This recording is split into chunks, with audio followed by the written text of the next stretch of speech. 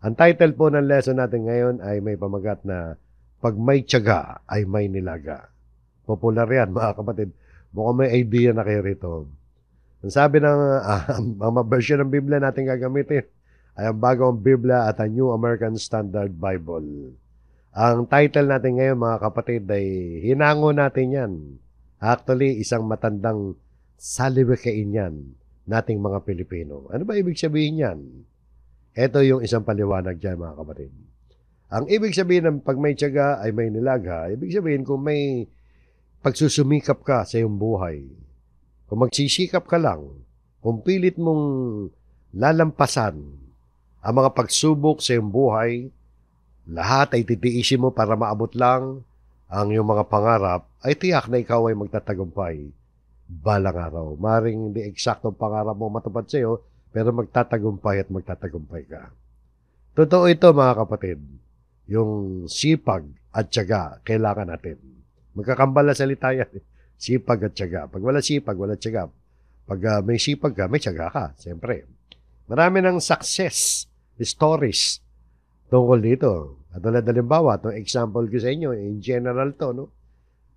Itatago na lang natin ang kasaysayan ng isang babae rito na ang pangalan ay Ana. Tatago natin sa pangalang Ana.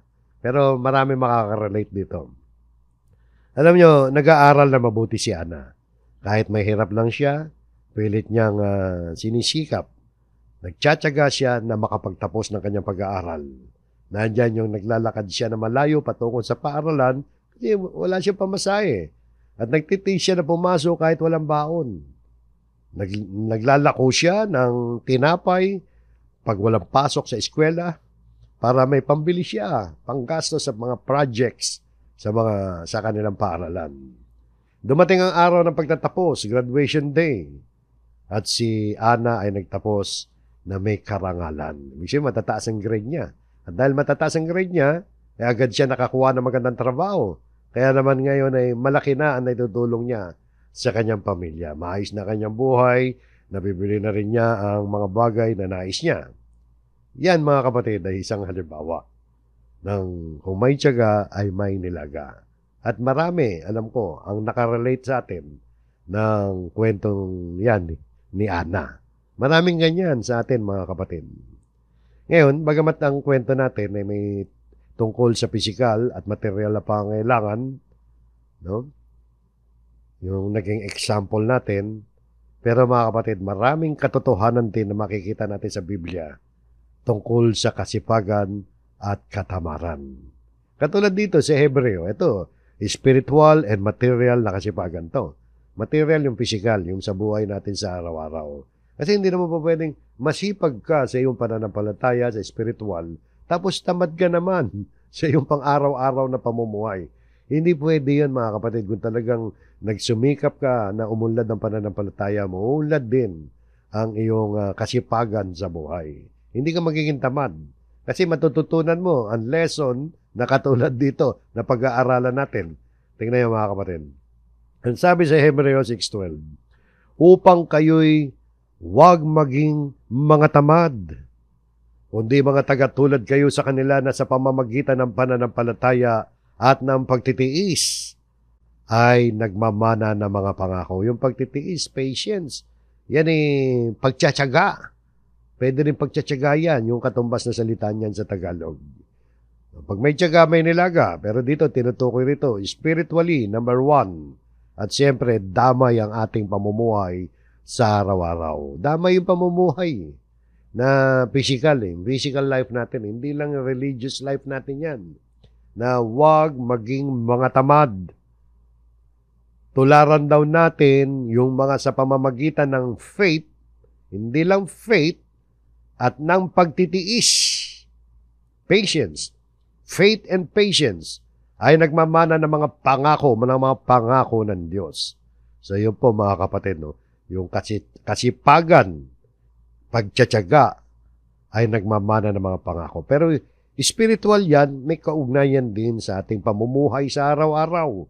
Sapagkat sa buhay natin dito, sabi nga ni Apostol Pablo sa 2 Thessalonica 3:10, sapagkat noon pa mang kami ay kasama ninyo ay aming iniutos Utos, ha?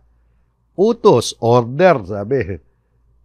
Iniutos ito sa inyo, nano, kung ang sino man ay ayaw magtrabaho, ay wag din namang kumain. O de, ano yan, tungkol yan sa ano, di ba? Sa katamaran, sa mga walang tiyaga na ano, na magtrabaho. Yung magtrabaho dyan, hindi naman necessarily yung nagtatrabaho na may sweldo. Baka sabihin naman niyo, paano ako, wala akong trabaho. Hindi naman ho ganun. Alam niyo, pinapaliwanag ni Apostol Pablo ang kahalagahan ng pagiging masigasig, masipag, masikap sa pagkilos. Ano man pagkilos yan? Kung pagtatrabaho, more sa pagtatrabaho. Ibig sabihin, hindi lang naman may sweldo, ha? Tandaan niyo yan. Dahil may mga trabaho na wala sweldo. Halimbawa, kung halimbawa, wala ka naman talagang trabaho, hindi ka makakita ng trabaho, dahil sa maraming kadahilanan, lalo na dito sa bansa natin, napakahirap maghanap ng trabaho. Eh di ikaw, tumulong ka doon sa nagtatrabaho sa pamilya mo, di ba? Pwede ka naman maglaba, magluto, maglinis ng bahay, mamalengke. Para pag uwi na nagtatrabaho sa bahay ninyo, nakatulong ka sa kanya, tahimik ang buhay niya. Pag uwi niya, para siyang prinsipe, prinsesa, sabagat siya ay naghahanap buhay, at ikaw ay sinusuporta niya sa financial mong pangangailangan. Di ba? So, ganun yun. Pero ang dapat to nating mapansin dito, mga kapatid, yung sinabi ni Apostol Pablo na ayaw magtrabaho. Ibig sabihin ito yung mga kaya namang magtrabaho. Kaya namang kumilos, pero ayaw nilang kumilos. Bakit? Lumalabas mga tamad yan eh. Kaya sabi niya, huwag din namang kumain. Yung mga tamad kayo, huwag kayo kumain. Pero may exempted dito. May exemption dyan, mga kapatid. Siyempre, halimbawa, kung PWD ka, may kapansanan ka, exempted ka dyan. Ang pinag-uusapan natin dito, yung ayaw at may kakayahan. Common sense naman, may kapansanan na yung trabaho. Bibigyan mo ba ng obligasyon na para bagang wala siyang kapansanan? So, hindi kasama yan dyan. So, nakita niyo mga kapatid, no? Yung kasipagan ay kasama sa buhay natin yan. Kaya pag-aralan po natin dito, yung itinuturo ng Biblia, dito, tututok tayo, yung mga talatang gagamitin natin ay sa Proverbs, sa Kawikaan. Alam niyo ba mga kapatid, sa Aklat ng Kawikaan ay 17 beses na nabanggit ang salitang tamad. 17 beses sa bagong Biblia. O pag-aralan po natin, mga kapatid, yung sinasabi ni Haring Solomon dito sa Kawikaan tungkol sa ang mga tamad at ang mga masipag. Punta muna tayo dito sa mga masipag. Mga masipag. Pero tinutukoy niya yung mga tamad din. Ang sabi, pumaroon ka sa langgam, ikaw na tamad. O tamad ka ba? Pumunta ka daw doon sa langgam. Masdan mo ang kanyang mga lakad at ikay magpakapantas. Be wise. Observe her ways. Punta ka sa langgam. Masdan mo yung kanyang mga lakad. Tingnan mo yung langgam. Kumuha ka na magnifying lens. Tingnan mo kung paano siya namumuhay, yung kanyang mga lakad, di ba? Yung mga ways niya. At magiging pantas ka. Tingnan mo. Bakit? Ano ba meron sa langgam?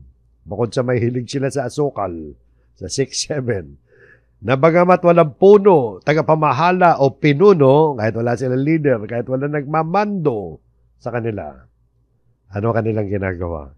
Naghahanda ng kanyang pagkain sa tagaraw at tinitipon ng kanyang pagkain sa anihan. Parehong isa tagaraw, walang tubig, no? Naghahanda sila ng pagkain. Kasi ang kami hindi pwede sa tagulan eh. Malulunod sila di ba? At nagtitipon ng kanyang pagkain sa anihan, pag anihan na, harvest time. Siyempre, maraming nalalaglag dyan sa bukid. So, kinukuha ng mga langgam yan. Nag-iipon sila. They are saving for the rainy days. Ika nga sa English. O, so, ganun din tayo. Mag-save tayo for the rainy days. Ano yung rainy days? Yung tagulan. Ano yun Yun figurative. Na ibig sabihin, gaya ng mga langgam, paghandaan natin yung future na darating na alam natin na malaki ang posibilidad na mangangailangan tayo. So, magtimpok o mag-impok tayo. Hindi naman masama mag-impok.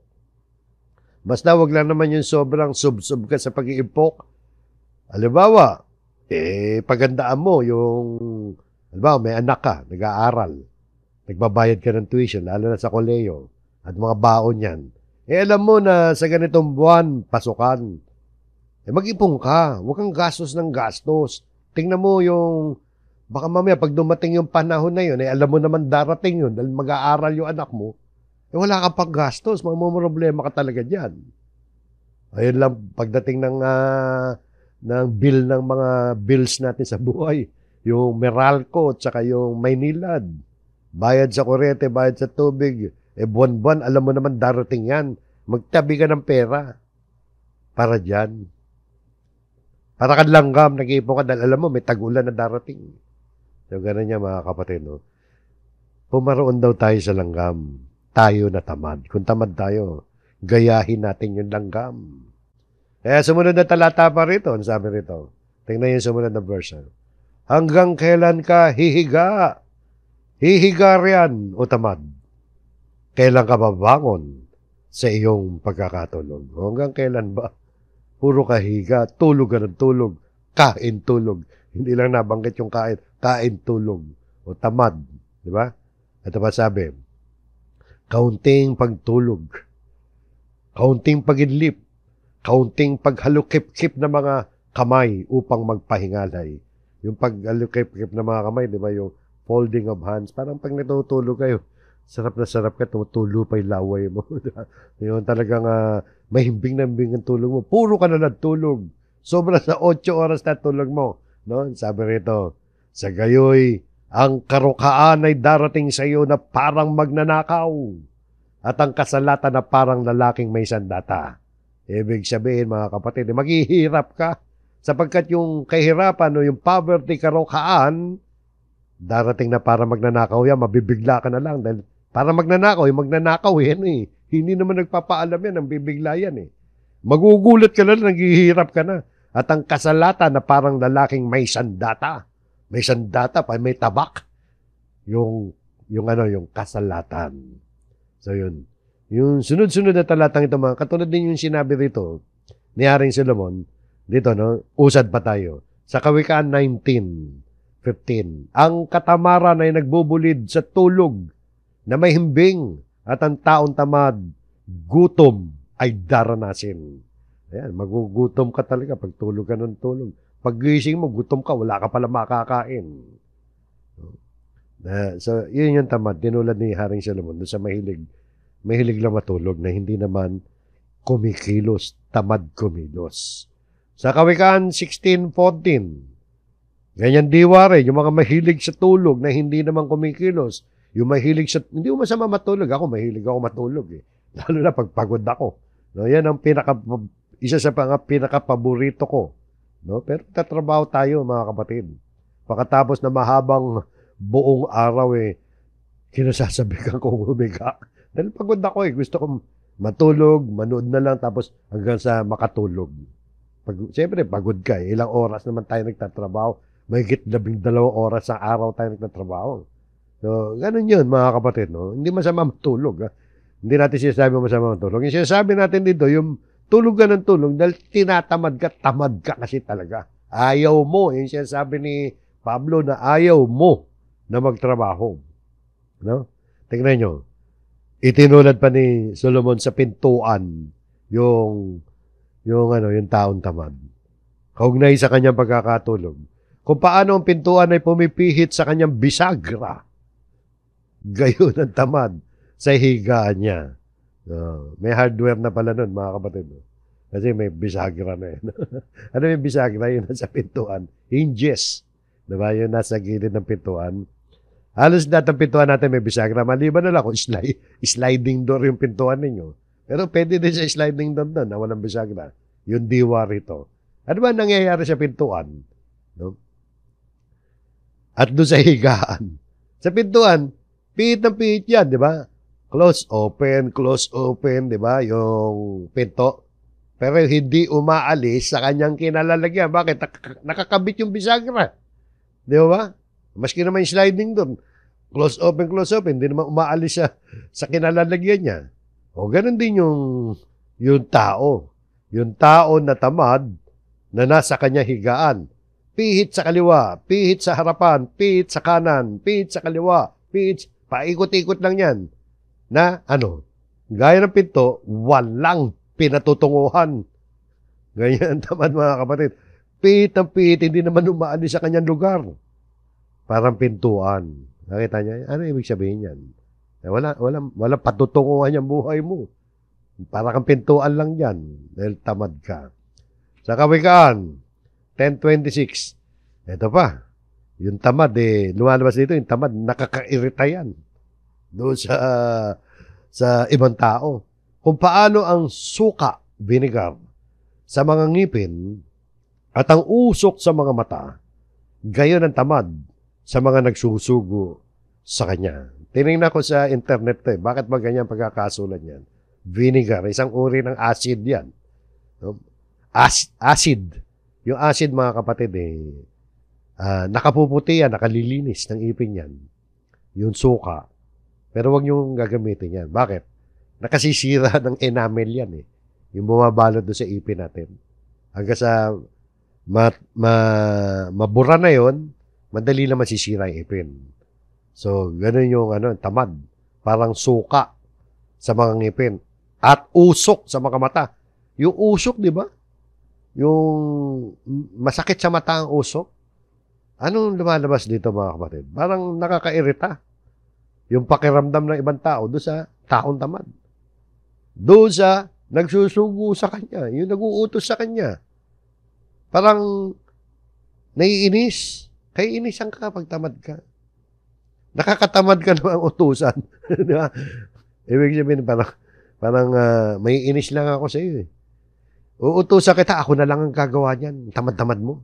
Meron ganun, di ba? Uutusan mo, ito gagawin mo, ito gagawin mo, ito gagawin mo. Lahat na lang iuutos mo para siya pako. Pako na kailangan pukpukin ng martilyo para bumaon. Alam mo yung pako, di ba? Yung pako, hindi babaon niya pag hindi mo pinukpok yan. Walang kusang palo, ika nga, yung taong tamad. Nakakairita. So, yan, sabi ni Solomon. Ito pa sabi, ang kamay na masipag ay mamamahala. Ngunit ang tamad ay malalagay sa sapilitang paggawa. Ano ibig sabihin yan? Pag masipag ka, you will rule. Will rule. Masipag ka, mamamahala ka. Ibig sabihin, kung nilalagay natin sa buhay natin ganyan, yung masipag, mapopromote, aasenso siya. Pero yung tamad, malalagay sa sapilitang paggawa, yung forced labor. Parang yan yung pinakamababang uri ng labor. Puwersahan, paggawa. Hindi ka aasenso, kanya ka na lang. Bakit? Tamad ka Kung gusto mo masenso, naghahanap buhay ka man o kaya namamasukan ka, magsipag ka. Kailangan masipag ka. Hindi ka mapopromote yan. So, yun po mga kapatid. Ito pa sabi riyan. 12:27. Hindi makakahuli ng hayop ang taong tamad. Ngunit magkakamit ng mahalagang kayamanan ang masipag. So, hindi makakamit ng tamad ng kanyang hinahangad. Hindi siya makakahuli ng hayop. Pero yung masikap, masipag, no? Partikular masipag dyan, laging meron siyang magandang hinaharap. Meron siyang future. Mahalagang kayamanan. Makakamit ng mahalagang kayamanan ang masipag. So, yun po. Ito pa, sabi rito, ang kaluluwa ng tamad ay nagnanasa at walang nakukuha. Ngunit ang kaluluwa ng masipag ay tutustusang sagana. Ano ibig sabihin yan? Yung kaluluwa daw ng tamad ay nagnanasa at walang nakukuha. Ibig sabihin, kung tamad ka, hanggang panaginip ka lang, hanggang pangarap lang. Pero masipag ay makakamit niya ang kanyang pangarap. Kaya sabi ay tutustusang sagana. O gusto mo matupad ang mga pangarap mo, magsumikap ka. Maging masipag ka. Huwag kang tatamad-tamad. Di ba? Ito pa sabi, ang daan ng tamad ay napupuno ng mga dawag. Ngunit ang landas na matuwid ay isang lansangang patag. Ganun daw yung nilalandas ng tamad. Puro dawag yan Yung dawag, thorns. Mga tinik-tinik na mga damon ligaw yan. Sa isang landas. No, ang hirap dumaan dyan. Pag dumaan ka dyan, sugat-sugat ka. Ibig sabihin, pag tamad ka, ang hirap ng dinadaanan mo. Masasaktan ka lang dyan Samantala pag masipag ka, yung landas mo, patag na patag. Makararating ka sa paroroonan mo. Kaya dapat maging masipag tayo. Kung gusto natin makadaan na maayos, makalakad, makapamuhay na maayos, maging masipag tayo. May hirap ang buhay talaga. Pagtamad tayo, no? Kasi talagang maghihirap tayo pagtamad tayo. Sabi pa rito, ang pagnanasa ng tamad, ang sa kanya'y pumapatay. Ito mga kapatid, nakamamatay pala yung pagnanasa ng tamad sapagkat ayaw magpagal ng kanyang mga kamay. O dahil sa ayaw niya mapagod, ayaw magpagal ng kanyang kamay, hanggang pagnanasa lang siya, yung pagnanasang yon maghahatid sa kanya sa kamatayan. Alam niyo mga kapatid, no? Nakamamatay ang katamaran. Ito talaga mga ayaw magpagal, ayaw mapagod. Ang taong tamad ay mas malamang na may hirapan sa pananalapi, sa kanyang karir, sa kanyang karera, sa kanyang mga relasyon. At maging sa kalusugan niya, may hirapan siya. Nakamamatay nga talaga dahil hindi niya makakamit ang kanyang mga pagnanasa. Kaya ang gagawin na lamang niya, shortcutin na lang niya. Meron siyang desire. Meron siyang gustong makakuha. Yung desire niya, dahil sa katamaran niya, yan ang papatay sa kanya. Paano papatay sa kanya? Halimbawa, hindi mo makuha, shortcutin mo na lang yan. Ano gagawin mo? Hold up na lang ako. Yung kinikita ng isang manggagawa sa loob ng isang buwan, kukunin ko ng isang araw lang yan. O, diba? Tamad easy money. O kaya magsusugal na lang ako. Dito, itataya ko na lang to. Itataya ko na lang to, kikita ako ng malaki, ang kikitain ko may 10 sweldo na isang manggagawa. Ang mapapananul ako. Ano mangyayari nun? Karamihan dyan sa nagsusugal, naghihirap. Magugutom ka nga. Gaya ng sinabi ng mga dinaanan nating mga talata. Ito pa yung madalas ikatwiran ng tamad. Sinasabi ng tamad, may leon sa daan, may leon sa mga lansangan. Ibig sabihin, parang nagdadahilan to Ayaw niya magtrabaho. Hindi, may kinatatakutan ako May leon, may leon, nag-iimbento ng kanyang dahilan. O, di ba? Naghahanap ng dahilan para hindi siya pumasok sa trabaho. Parang ganyan ang ipinapakita niyan. Alam niyo, mga kapatid, sabi nga, pag gusto may paraan, pag ayaw, may dahilan. Ito pa, ibinabaon ng tamad ang kamay niya sa pinggan. At dalin uli yun sa kanyang bibig ay kanyang kinapapaguran. Meron bang ganon? Pagkaya mo ganon sa pinggan, tapos hanggang pinggan na lang yun, nakabaon yung kamay mo. Tapos hindi mo na isusubo dahil napapagod ka na. Ito pa yung katulad niyang talataw, ibinabaw ng tamad ang kanyang kamay sa pinggan at hindi niya ibabalik pa sa kanyang bibig man lamang. Alam niyo yung pagkakasulat ni Solomon dito exaggeration yan. Ina-exaggerate niya. Wala naman tao na na maraming tamad pero may nakita na ba kang tamad kumain? No? Wag lang yung mga sinusubuan, hindi naman katamaran yun dahil may kapansanan yun. Pero karamihan nga sa tamad kain tulog, di ba? Walang ganun tao, ina-exaggerate lang ni Solomon yan. Ina-exaggerate niya, parang ginagawa niyang katatawanan, parang komedya. Minsan ang comedy, di ba? Meron mga political comedy, may patama yan may mga patama. Ito, pinatatamaan niya yung mga tamad. Ginagawa niyang katatawanan, pero pinakikita lang yung reputasyon ng tamad. Masama yung reputasyon ng tamad. Yung isang taong kilala sa pagiging tamad ay malamang ay kutsain lamang at hindi igalang dahil sa kanilang kawalan ng pagsisikap. So yun, di ba? Sumunod na talata. Ang tamad ay mas marunong sa kanyang sariling pananaw kaysa 7 tao na makakasagot na may katwiran. Meron bang ganun? Hindi totoo yan Yung sinasabi niya ni Solomon. Pero bakit sinulat ni Solomon yan? Ano yung tawag niya sa literary style dyan ay solcism. Ang ibig sabihin ng solcism ay isang pamamaraan ng pagsulat na sinadya na maging mali upang tumawag ng atensyon. Parang reverse psychology yan Di ba? Pinakikita ng talatang ito na ang tamad, ayaw mag-isip. Ayaw na rin makinig sa iba yan. Pati pag-iisip para pag-aralan mga bagay-bagay, kinatatamaran, wala na siya pakialam. Kasi iniisip niya, alam ko na yan. Pero totoo niyan, tinatamad lang siya. Tamad, no? Marunong lang siya sa kanyang sariling pananaw. Alam niyo, kahit matalino kang pinanganak ka, pag tamad ka, lalaki ka, tatanda ka, namangmang, sapagkat ayaw mong makinig, ayaw mag-aral, tinatamad, lahat ng bagay kinatatamara mo. So, yun po mga kapatid. So, yan, halos lahat yan. Na-discuss natin yung mga tamad at mga masisipag, yung mga sinasabi rito sa Proverbs. Pero, gaya ng dati sa ating aral mensahe, nakita natin na ang katamaran ay kasalanan at magdadala sa atin sa kahirapan. Kasalanan na, dadaling ka pa sa kahirapan. Sa kabilang dako, no? Kailangan tayo magsipag, di ba? Pero sa kabilang dako, mga kapatid, ay kinakailangan din na magkaroon tayo ng balansing buhay. Baka naman kasi puro trabaho na lang. Dahil sa mga talatang binasa natin ay talagang susubsob na lang tayo sa trabaho. Huwag ganun ang epekto niyan. Maging masipag tayo pero hindi lahat ng oras ng buhay natin gugugulin natin sa paghahanap buhay. Dapat may oras tayo para sa Panginoon. May oras tayo para umunlad ng ating pananampalataya. Kung naging masipag tayo sa paghahanap buhay natin, maging masipag din tayo sa pagpapalago ng ating pananampalataya. Bakit natin nasabi yan?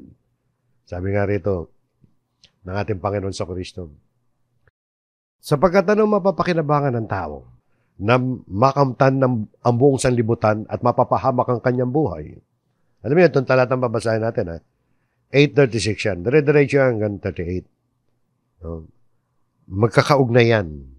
Una, sabi ng Panginoon sa Kristo, lumalabas dito, kahit patanong yan, lumalabas yan, wala tayong mapapakinabangan. Walang pakinabang yan. Kahit yumaman tayo. Pero mapapahamak naman yung kaluluwa natin. Yung buhay dyan, yung kaluluwa sa English. Soul. Diba? So lumalabas, mahalaga yung kaluluwa. Mas mahalaga yung kaluluwa kaysa dyan sa kayamanan na pang material. Pero hindi ibig sabihin magtatamad-tamaran tayo. Dapat maging masipag tayo. Kaya babalansihin natin mga kapatid. Tuloy pa natin yung talata. Continuation yan, sabi ng Panginoon. Sapagkat anong ibibigay ng tao na katumbas sa kanyang buhay? Ibig sabihin, walang ibibigay ang tao na katumbas sa kanyang buhay. Hindi natin kayang bayaran ng kayamanan ang ating buhay. So, wala tayong mapapakinabangan kung ang iniintindi lang natin ay yung pagpapayaman. O kaya, hanap buhay lang ng hanap buhay ang iniintindi natin. At alam niyo mga kapatid, sinalita yan ng Panginoon sa Kristo. May kaugnayan yan sa ating relasyon sa Kanya. So, tungkol sa mga material yan, compare sa spiritual. Yung sumunod na talatan, sabi rito, yung kasunod lang yan, bakit ba sinabi ng Panginoon sa Kristo ang lahat ng bagay na yan? Sapagkat, ang sabi rito, ang sino mang magmakahiya sa akin at sa aking mga salita, so kay Kristo at saka sa salita ng Diyos, pag ikinahiya daw natin yan, sa lahing ito na mapangalo niya at makasalanan, ibig sabihin, dito sa libutan, ikinahiya natin sa mga tao yan, ay ikahihiya rin naman siya ng anak ng tao, si Jesus yan. Pagparito niyang nasa kaluwalhatian ng kanyang ama na kasama ng mga banal na anghel. So yan, nakita natin mga kapatid, no? Sa ating kasipagan sa buhay nito, ay huwag nating kalilimutan ang kasipagan din natin sa kabanalan, sa pagpapaunlad ng ating pananampalataya kay Kristo. Baka mamaya dumating ang panahon ikahiya na natin na tayo Kristiyano. Ikahiya na natin ang salita ng Diyos. May ikakahiya rin tayo ng Panginoon sa Kristo. Maging masipag tayo, oo, tama yun. Dapat lang. Bawal ang tamad sa Biblia. Maging masipag tayo sa mga gawain natin sa araw-araw, pero maging masipag din tayo sa mga gawain tungkol sa paglilingkod sa Diyos. Maging masipag din tayo sa mga gawaing pagpapaunlad ng pananampalataya at relasyon sa Panginoon. Huwag puro hanap buhay lang, mga kapatid. Pero dapat, naghahanap buhay tayo. Kung wala tayong hanap buhay, nagsisipag tayo, kung ano man ang papel natin sa bahay natin, sa pamamahay ng isa't isa sa atin, magsipag tayo dyan, tumulong tayo, huwag tayo maging tamad. Huwag din nating pabayaan ang ating mga tungkulin sa harap ng Diyos. Eto, sa sinabi ng Panginoon sa Kristo kasi, Sagot niya kay Satanas to. Ngunit siya'y sumagot, nasusulat, hindi sa tinapay lamang mabubuhay ang tao, kundi sa bawat salitang lumalabas sa bibig ng Diyos. So alam natin yan, mas mahalaga ang salita ng Diyos sa buhay natin. Sapagkat hindi lang tayo mabubuhay nang dahil lamang dyan sa tinapay. Sabi ng Panginoon, nasusulat. Saan nakasulat yan? Nakasulat yan, mga kapatid, nung panahon pa ni Moises sa Old Testament. Humigit kumulang sa 1,400 years bago sa salitain ito ng Panginoon sa Kristo ay naisulat na ito ni Moises. Ibig sabihin, si Kristo nagko-quote talaga sa banal na kasulatan. Tingnan natin, bilang huling talata natin, silipin natin yung pinaghugutan yan nung hindi sa tinapay lamang mabubuhay ang tao, kundi sa bawat salitang lumalabas sa bibig ng Diyos. Dito nakasulat yan, mga kapatid. Sa sinulat ni Moises sa Deuteronomium. Ang sabi niya sa Israel ni Moises, si Moises nagsasalita rito, ikaw ay pinakumbaba niya nang ginutom ka niya. Ibig sabihin, pinababa ka ng Diyos at pinabayaan kang magutom. Ganyan. Yung Israel, mga kapatid, sa loob ng 40 years na paglalakbay nila, nakaranas sila ng gutom. Dahil nandun sila sa disyerto. Wala naman makakain doon, kundi alakdan, mababangis na alakdan. So, disyerto yun. Ibig sabihin, nakaranas sila ng hirap. Gaya din natin, mga kapatid. Nakaranas din tayo ng hirap. Di ba? Hindi naman puro saya ang buhay. Physically, nahirapan tayo. Actually, literally, iba sa atin, nagutom din. Nasalat din tayo sa pagkain. Pero sabi ng Panginoon sa kanila, o sabi pala ni Moises sa kanila, ikaw ay pinakumbaba niya ng gutom, o pinakumbaba niya ng ginutom kanya, no? Pero hindi lang gutom, nakaranas din sila ng sarap sa buhay dahil sumunod. At pinakain kanya ng mana na hindi mo nakilala hindi nakilala ng iyong mga magulang. Yung mana, double N, hindi yung mana na mamanayin. Ayan double N. Single N lang yung mamanayin. Diba? Tinapay yan na ibinigay sa kanila ng Diyos tuwing umaga, araw-araw, sa loob ng 40 taong paglalakbay nila sa disyerto. Itinigil lang ng Diyos yan nung pagkatapos ng 40 taon dahil tatawid na sila dun sa lupang pangako, yung promised land, sa kabilang panig ng Jordan River. Yung tinatawag natin na Palestine ngayon. Kanaan dati yan. Palestine na pinag-aawayan ngayon doon sa Middle East. Actually, sa Israel yan. Yung buong Palestine ngayon na yan. Kulang pa ngayon nasakop ng Israel ngayon. Sa Israel talaga yan. Sapagkat ibinigay yan ng Diyos sa kanila. Pero hindi yun ang issue natin ngayon. Ang issue natin ngayon binigyan sila ng mana ng pagkain araw-araw. Ibig sabihin, nakaramdam din sila ng sagana. Meron sila pagkain araw-araw. May tubig pa nga sila sa disyerto, di ba? Tatandaan nyo yan. Masarap na tubig. Masarap pa sa mineral water. Talagang hindi sila pinabayaan ng Diyos. Pinadala pa sila ng mga ibon doon. Yung ibon pugo para meron silang karne rin na makain. So nakita nyo, no? Katulad din natin, mga kapatid, ang Israel ay nakaranas din ng ginhawa at sarap na buhay. O diba? Huwag niyo sabihin hindi kayo nakaranas ng sarap ng buhay. Nasarapan din tayo sa physical life natin dito. Pero nakaranas din tayo ng mga negatibo na gaya ng gutom. Diba? Maaaring hindi na gutom, ibang negative naman. Pero bakit ba? Bakit ba pinahintulot ng Diyos na maranasan yan? Yung dahilan, ang sabi, sumunod, upang kanyang maipaunawa sa iyo. Ibig sabihin para maituro sa iyo, para maintindihan mo. Kaya pinayagan ng Diyos na maranasan mo yung hindi magagandang karanasan at magagandang karanasan para ipaunawa sa iyo, para maunawaan mo, maintindihan mo na hindi lamang sa tinapay nabubuhay ang tao. Ibig sabihin, hindi ka nilikha ng Diyos para kumain lang. Hindi tayo nilikha ng Diyos para lamang magpaikot-ikot dito sa routine ng buhay natin na matulog, kumain, magtrabaho, mangarap, magpursige para sa ating mga material na pangangailangan At para sa pagtanda natin, at sa pagkatapos na tayo mag-retire, mamamatay na tayo. Hindi ganun lang ang buhay.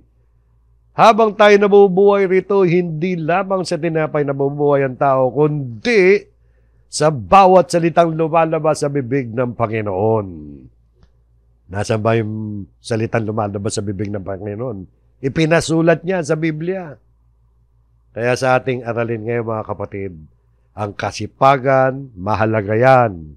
Dapat lang maging masipag tayo, ngunit mahalaga rin ang pagkakaroon ng sapat na oras para sa makapagpahinga naman tayo, magkaroon tayo ng pagmumuni-muni, meditation, pagbubulay-bulay tungkol sa Panginoon, magkaroon tayo ng debosyon tungkol sa Panginoon.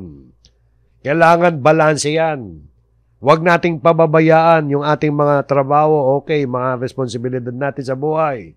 Maging masipag tayo, ngunit huwag nating kalilimutan ang itinuturo naman ng Biblia na hindi naman tayo nabubuhay sa mundong ito para sa pagkain lang. Kaya mga kapatid, habang tayo ay nagsusumikap sa buhay na ito, ay higit din tayo, sasabayan natin yan, at higit pa tayong magsusumikap sa pagpapaunlad ng ating relasyon sa Panginoon. Huwag nating pababayaan ang ating mga pagtitipon, yung mga face-to-face na pagsamba. Maging masigla at isangkot natin ang ating mga sarili sa pagpapasigla ng mga gawain sa loob ng kapatiran. At sa araw-araw ng buhay natin, mamuhay tayo ng ayon sa mga aral na ating natututunan mula sa salita ng Diyos. So yan po mga kapatid, ang lesson natin, pag may tiyaga ay may nilaga. Magtiyaga tayo sa mga pangangailangan natin pisikal. Magtiyaga din tayo lalo na sa ating mga espiritual na buhay, sa ating pananampalataya at paglilingkod sa Panginoon. Diyan po tayo natatapos mga kapatid. Maraming salamat po. Pagpalain tayong lahat ng Panginoon. Tayo po'y muling manalangin.